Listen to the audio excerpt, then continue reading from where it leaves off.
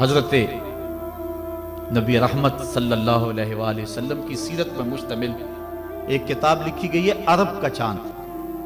اور اس کا رائٹر ہے سوامی لکشمن پرشاد،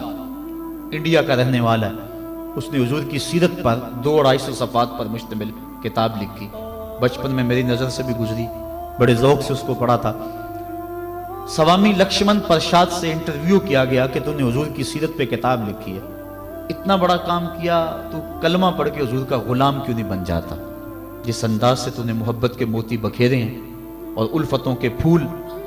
اس کتاب میں تو نے اگائے ہیں، تو کیوں نہیں کلمہ پڑھ کے حضور کا غلام بن جاتا؟ تو لالو کا جواب سنیے، ہماری آنکھیں کھول دینے کے لیے کافی ہے، اور اتنا زناٹے دار تماچا ہے، اگر ہم محسوس کریں تو صدیوں اس کی کسک نہ جائے،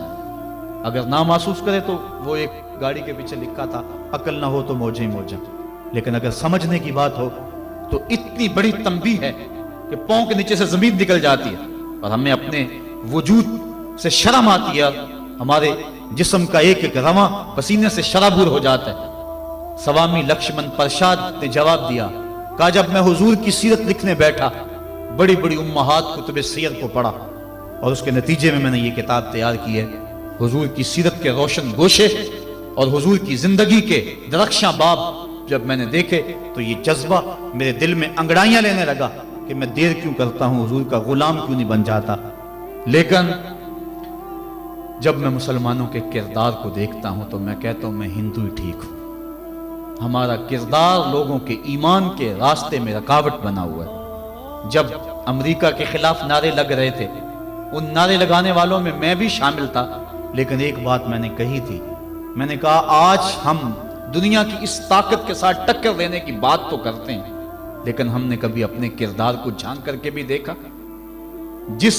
بستی، جس شہر اور جس ملک کی حالت یہ ہے کہ واٹر کولر کے اوپر لگے ہوئے جو گلاس ہیں وہ بھی زنجیروں سے باندھے ہوئے ہوں، وہ قوم امریکہ جیسی قوم سے ٹکر نہیں کر سکتی۔ مسجدوں کی لیٹرینوں کے گندے لوٹے بھی سنگلیوں سے باندھنے پڑے، جس قوم کا یہ کردار ہے، کیا وہ قوم پنپ سکتی ہے، جہان میں نشو و نما پا سکتی ہے؟ ہم تو اس قدر گراوٹ کا شکار ہیں، ہم اس قدر گرے ہوئے ہیں کہ ہماری لیٹرینوں کے گندے لوٹے وہ بھی باندھ کے رکھنے پڑتے ہیں، ورنہ ہم اتنے چور ہیں کہ وہ بھی اٹھا کے لے جائیں۔ تو جس قوم کا یہ حال ہو، وہ قوم کیا دنیا کی طاقتور قوموں کی آنکھوں میں آنکھیں ڈال کے بات کر سکتی ہے؟ آج ہمارا المیہ یہی ہے، ہمارے پاس سب کچھ ہے،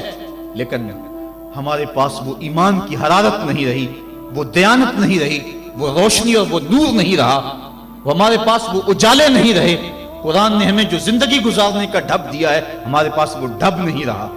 ہماری زندہ لاشیں لوگوں کے ایمان کے رستے میں رکاوٹ بنی ہوئی ہے، ورنہ ہم اپنے صدر اسلام میں دیکھتے ہیں اور بعد کی کہانیاں پڑھتے ہیں تو دنگ رہ جاتے ہیں۔ امام محمد کا جنازہ اٹھتا ہے تو ایک یہودی آگے بڑھ کے جنازے کی چارپائی کو کندھا دینے کی خواہش کرتے ہوئے آگے بڑھتا ہے، اور جو ہی کندھا امام محمد کے جنازے کی چارپائی پہ چھوتا ہے تو اس کے لبوں پہ کلمہ جاری ہو جاتا ہے۔ ہمارے بزرگوں کی لاشیں بھی دین دیا کرتی تھی،